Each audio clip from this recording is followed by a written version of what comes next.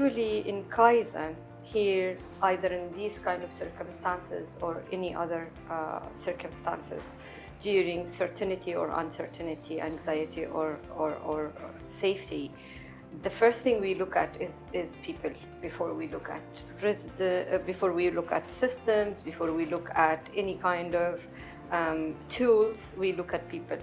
And we start looking at people from a resident perspective. Then we go to our employees, service providers, authorities, and every other stakeholder.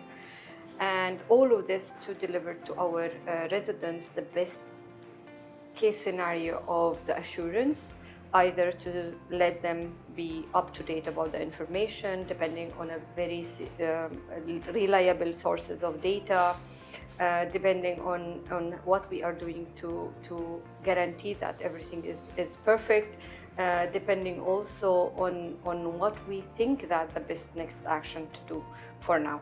So we started from having lots of channels of communication, getting the information from authorities, which is a reliable source of information, not listening to rumors or to any kind of newspapers.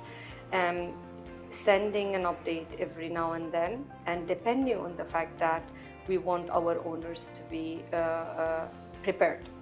Then we went for looking at our systems from a perspective of people, what we can do to help people, where we have inspected all our systems, being ready for elderly, children, or our normal residents, where we have wheelchairs, evacuation chairs, first aid kits, red boxes, any kind of also required training for our service providers, our community managers, portfolio managers, property managers, everybody on the ground. We increased also the number of resources deployed. We have trained everybody. Adding to this, we kept feedback going back to the authorities to keep them informed about what we are doing and how we are doing it.